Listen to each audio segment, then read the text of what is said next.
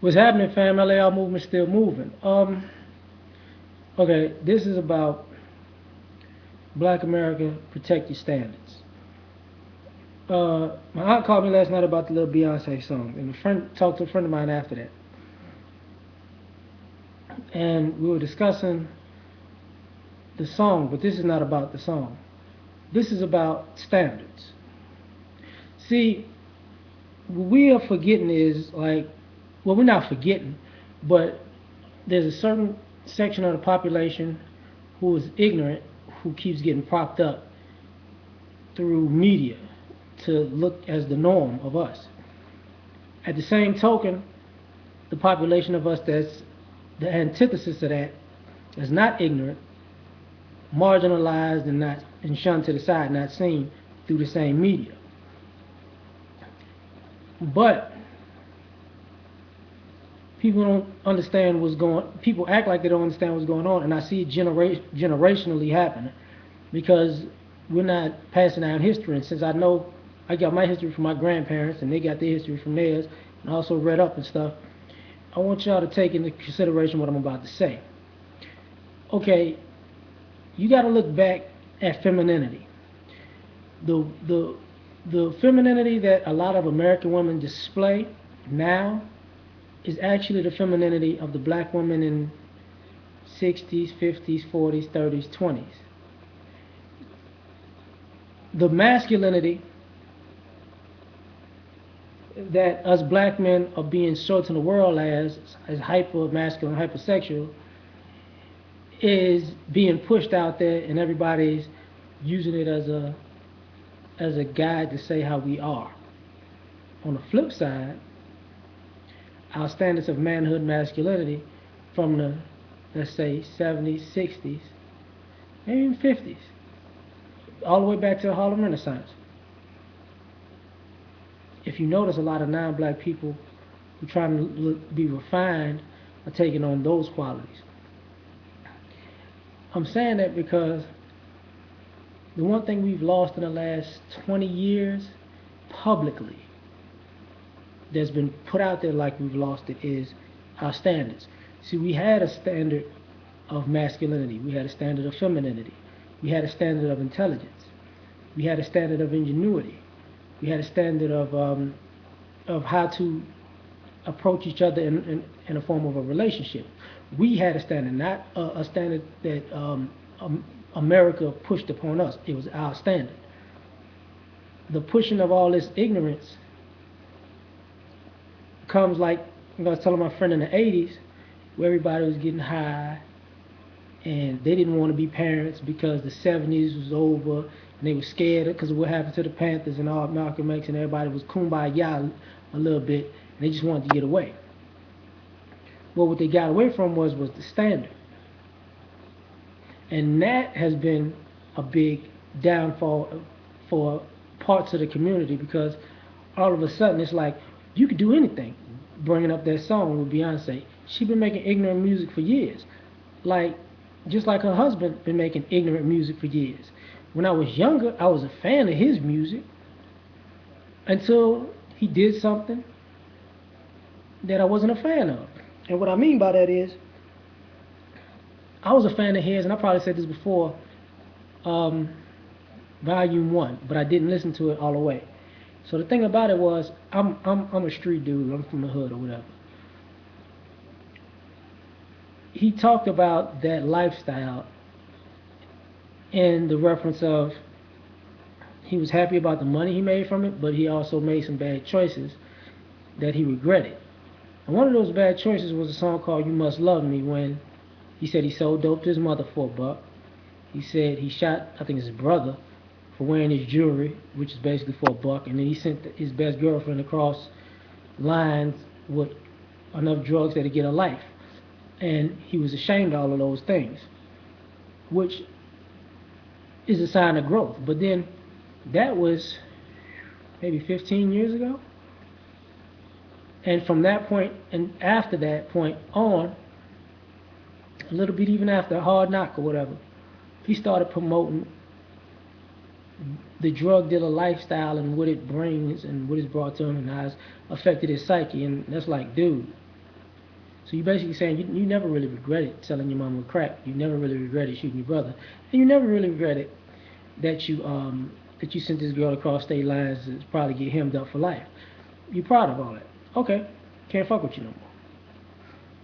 Beyonce did the same thing, but the thing about that is,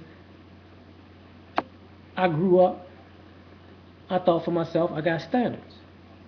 My family instilled me to have certain standards. Even some of my family members didn't follow all the standards, and that's the problem. Like we want to excuse ignorance, and see that wasn't a thing that we did. And to this day, I see some of us doing that. Like, oh, it's okay, kumbaya. No, it's not okay. Like we were talking, my friend said, it's entertainment. And I said, well, music is different from entertainment because I write songs myself. That's personal.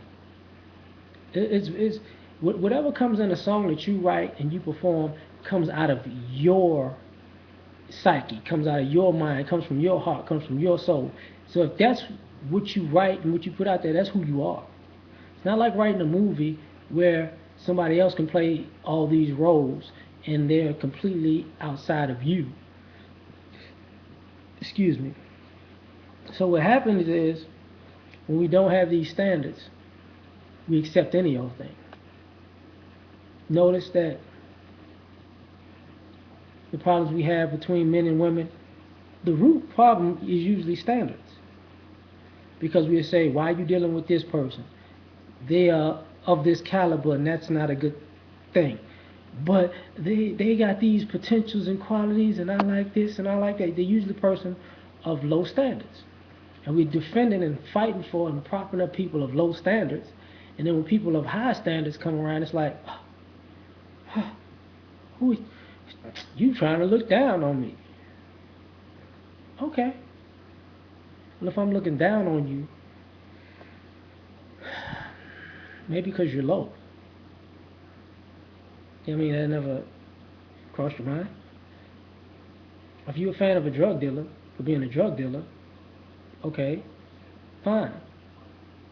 But if he deals drugs to your family members and your family members go downhill, you shouldn't be mad at the drug dealer, right? Because brother got to make $1, right? But it don't work like that, do it? So at some point, we're gonna have to re-up the standards again, because let's be real, it's systematic in some ways. Because a lot of our smart children, I know when I was in school, I got in trouble for being smart. That wasn't by the students at first. It's by the teachers who didn't look like me. Which most of our students are going crazy about. Did a blog about that a long time ago. A lot of times you don't know your kid getting fucked up in school because when they're trying to exude their intelligence, the teacher who's smiling in your face, oh, that's such a good kid, is really trying to fuck their head up. And it's frustrating to them. Because they're not supposed to be right. They're not supposed to be smart. They're just supposed to be some young, dumb, poor, third world country American kid who ain't supposed to know nothing. And what happens when the person you look down is smarter than you? When the person that you look down on can create more better than you? When the person you look down on could innovate? Makes you feel like crap. So they try to ruin the confidence at a young age. And that's the difference between the past and present sometimes. Is we used to have, that's what they do in the world, this is what you do in the house. They're going to teach you history in the world and in your school. I'm going to teach you history in the house. They're going to teach you math in school. I'm going to teach you finance in the house. They're going to teach you, to act like this and act like that as a man or woman. Okay, but I'm going to teach you this how you really supposed to act in the house. And you can say, okay, some of these fathers are not in the house, a lot of fathers are not in the house. That could be true. But too many parents don't have a standard of how to raise a kid properly, because too many parents are fighting with their own daddy issues or mama issues or color issues, to the point that they just don't care. and then we putting people on blast for not caring, and then all of a sudden, it's such and such's fault. No, it's not, because I gotta have a standard of you. If I gotta have a standard of myself as a father, I gotta have a standard of yourself as a mother. And just because I won't accept a low standard in the house or out of the house doesn't mean that I'm going to accept a low standard. Now, I'm saying all this because we got to understand that that the days are funny because people are taking our old things. Have you ever noticed, if you, brothers and sisters, have you noticed that increasingly, if you watch media, white people start to say, I ain't gonna say starting to say, they've been quoting Malcolm X a whole lot. Why? Do they want Malcolm X's swagger? Because you know what's gonna happen next? They're gonna start quoting Fred Hampton. See, they don't quote Martin Luther King because they don't want to give you heads up on the other Martin Luther King. But they can quote Malcolm X because he was supposed to be buried in. Most people who are non-black don't know nothing about black history, no way. So they're not gonna know where it comes from. They're just gonna think some white dude just said some shit. It was cool. You hear by any means necessary all the time, don't you? Don't you? That's the thing. So once we re-up our standards, our whole thing will change. But the change is not outside in; it's inside out. So that's my blog about that. Peace.